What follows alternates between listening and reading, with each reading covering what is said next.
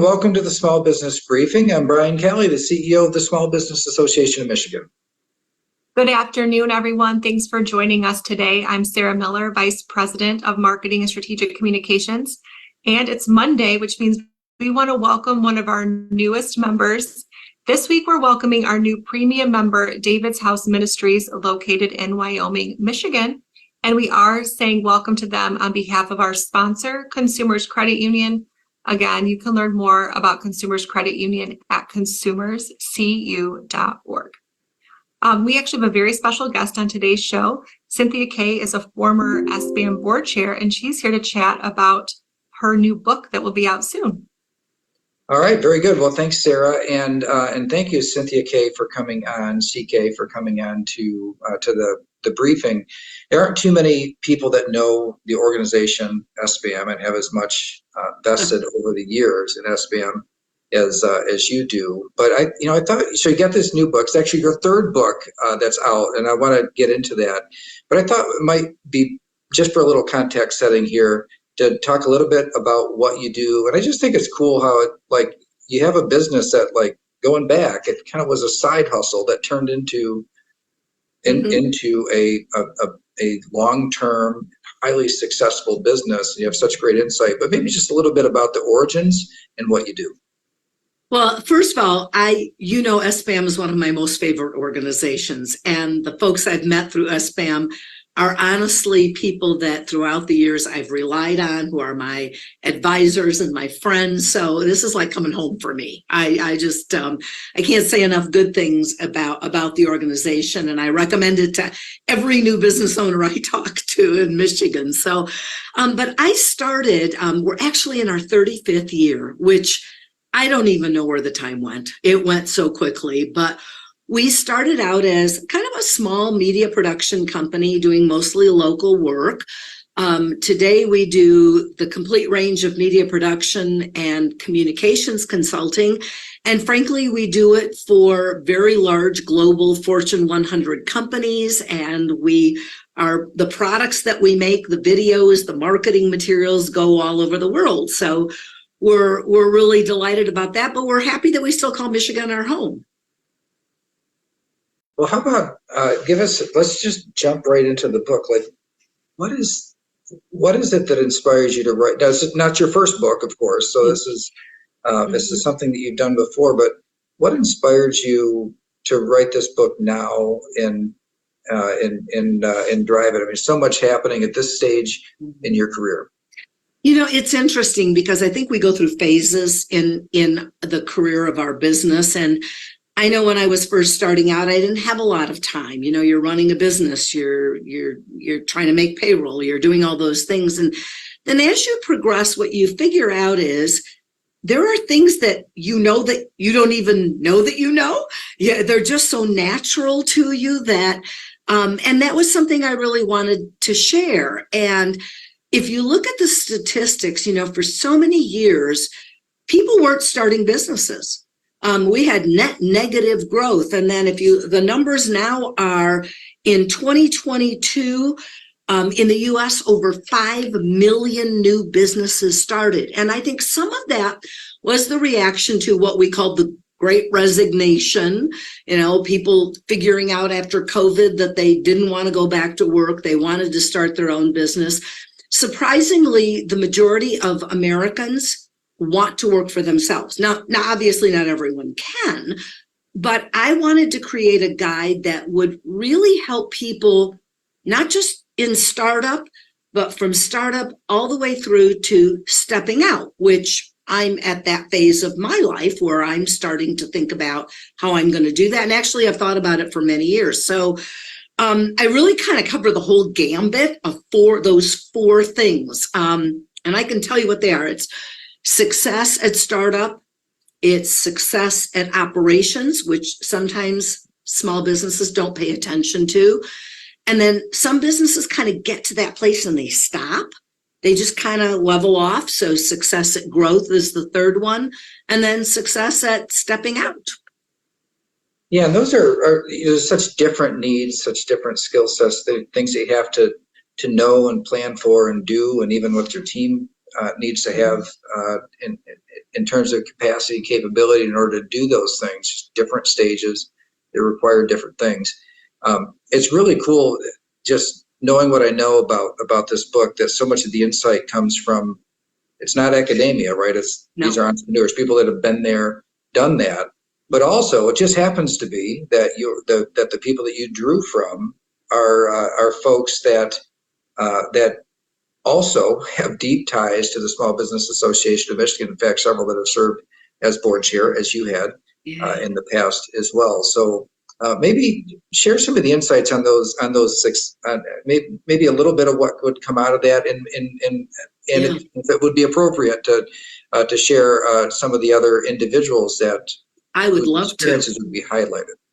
I would love to, because every business owner's experience is different. And so this book, Small Business, Big Success, Proven Strategies to Beat the Odds, because we know what the odds are, and grow a great business. But my experience is probably different than everyone else. There's commonalities, but I am so fortunate to have Chad Pullman from New Wave Technologies, who talks about technology and what the impact is on small business. Bonnie Alfonso from Alfie. She has just a wonderful, wonderful view about how you create a great customer experience, and she shares some of that. Bob Fish, who I adore Bob, and he's one of the smartest guys I know, and he's someone who says he's never going to step out of his business, which, you know, for most of us, we're looking at succession plans, and he goes, yep, they're going to have to carry me out first, you know. So and those are just three examples. Through my ties, SBAM got me involved with National Small Business Association. And fortunately, I found a whole bunch of business owners there that have also shared their stories. But I just think it's, and all of these people were really honest about the challenges that they've had, about how, you know, growing the business, you know, it's not an easy road. So I think there's a lot of lessons in there that they wanted to share to help other businesses. Yeah, it's so insightful. I learn things every day from all the people that you had just mentioned. In fact, Chad Pullman just put on a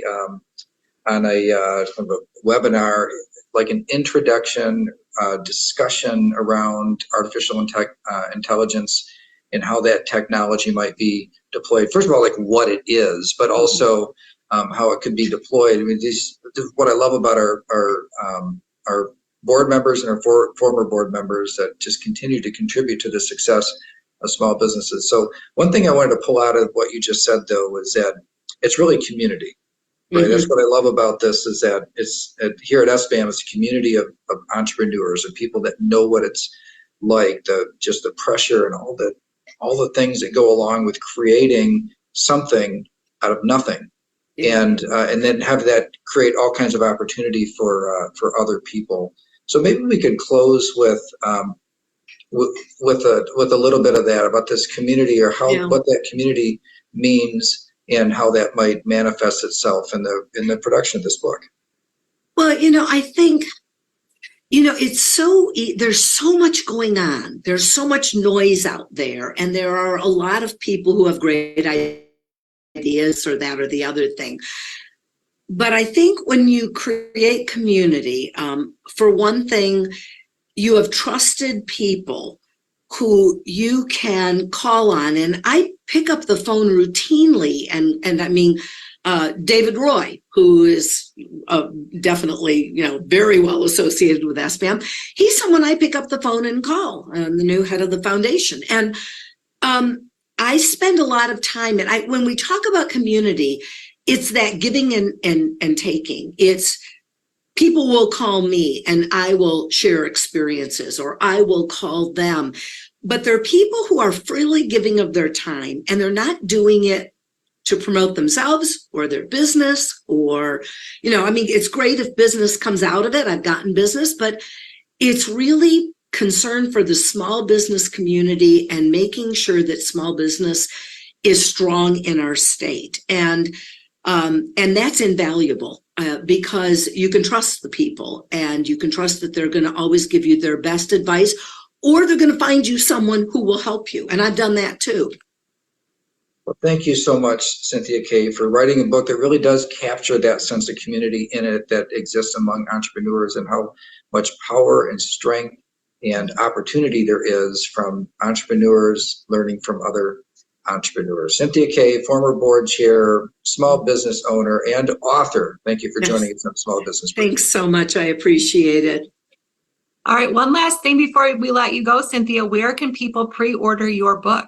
Oh, well, so first of all, it will be out in May, but it is available for pre-order right now on Amazon and Barnes & Noble. And as we always like to say, it'd be a great gift for the holiday for someone who is thinking about starting a business. But I certainly appreciate it. And I will, hopefully when it's out, I will come back and share more details with you. All right, sounds like a plan. Thanks so much. again. Have a good holiday. Thanks, Cynthia. Bye-bye. All right, so Brian, on Friday, the Public Service Commission approved a major permit for the tunnel project. Can you tell us more about this this decision? Yeah, so this is so line 5. So put the line 5, take it out of the lake bed, put it in a dry tunnel about 100 feet below in bedrock, the Straits of Mackinac. So this has been a pretty long-term process of getting to this point. The Public Service Commission, which are made up of appointees of the governor, needed to issue a permit. Now, Michigan law required that they do, but whether or not, sometimes these things go to court when there are political ramifications, but there certainly have been in this case. But that didn't happen here. The Public Service Commission, on a 2-0 vote, so there was one member that was either abstained or wasn't available to vote on the matter, but it did get approved. So really, the only thing that's standing in the way of the actual tunnel being constructed is the Army Corps of Engineers, who has to do what's called an environmental review, and which is different than we hear the word environmental, but think of it in a much larger sense in terms of overall impacts on not just like ecosystems and that sort of thing. So that is a long-term process. It's something that most observers would have expected to have been completed by now, or with kind of a light at the end of the tunnel, but they have indicated that there are delays in that, so it could be yet another year or two. But the fact that the Public Service Commission, now that the state approvals between the state departments and the PSC, the Public Service Commission, are behind Enbridge in the approval of this tunnel, it leaves it now kind of like as a matzo ball, the Army Corps of Engineers kind of dragging their feet on it. So that pressure may or may not move them to behave any differently and to move more quickly. But in the meantime, a major hurdle was passed, and to some, including myself, I kind of thought that this step would come a little harder than what it ended up coming. All right, well, we'll obviously keep everyone up to date on that project as it moves forward. So this is another topic that we have covered in detail on the briefing, and that's labor force participation. And our numbers have finally caught up to the pre-pandemic levels here in Michigan. Yeah, so labor force participation rate, so this is the number of people who are over age 16 and in the workforce. So that's your numerator. The denominator is just the total population over age 16. So it hit 61.8%, and in January 2020, so right before the pandemic started, it was 0.1% lower than that. So it is 0.1% now higher than before the pandemic. In other words, it is fully recovered. Now the makeup of the labor force actually looks different than before. We have fewer older workers than before, and working age people have actually I would say prime working age people, the 25 to 55, those categories have actually recovered more. So it kind of, there's some are less, some are more than before, but overall employment has grown. And you can see that and feel that out there, even though there are some projections for some softening in job growth in the future. There are a lot of dynamics out there in the economy that are kind of pushing people back toward employment on the margins. Those last few percent that had other options for a time, but really are moving back to the workforce. So job growth in Michigan, so this would be in October numbers that we're talking about here. Job growth in Michigan climbed 3.9% overall in 2022. If you look at that, that's one of those factors. But also savings rates have declined, prices have gone up, credit card debt has gone up. So all of these different factors, all the things that people would do to maybe kind of get by with less work, kind of at the end of the line. And so here we are, finally recovered. Not as fast as much of the rest of the nation did, but good to be at this point. Now, looking at our future, though, still a lot of challenges. That's what it was. One of the things was always kind of a reminder. Recovering to pre-pandemic labor force participation doesn't mean that happy days are here again when it comes to filling hard to fill spots on your team. It was hard before the pandemic, then it got super hard. Now it's gone back to hard. So it's been the cycle that we've gone through. One of the reasons why the work of turning around Michigan's population decline is so important, because this labor force participation rate being back to pre-pandemic levels is good, but not good enough. All right, now let's do a check-in on the U.S. Senate race to replace Senator Stabenow. Yeah, so it's a really big set of announcements really big announcement that Senator Stabenow was not running for re-election earlier this year. Surprised a lot of observers, and there's been a lot of interest in it. On the Democratic side of the ticket, you do have multiple candidates there, including actor Hill Harper, who has ties here back to Michigan. But really, it looks Alyssa Slotkin, a member of Congress in Central Michigan, who is running as a prolific fundraiser. On the Democratic side of the ticket, seems like she is in very strong position to win the nomination. So on the Democratic side, there aren't many dynamics that have changed much there. There are multiple candidates, but Congresswoman Alyssa Slotkin looks like she's in very commanding position. On the Republican side is where we've seen some developments and a surprisingly strong field. So again, on that side, there are a bunch of candidates, but there are three that kind of stick out because they're the type of candidates that either have experience or resources to where they could make a real legit run at it. So you had former member of Congress Mike Rogers, actually held this before he retired from Congress, held the seat that Alyssa Slotkin had. So Mike Rogers is a candidate, definitely a legit candidate.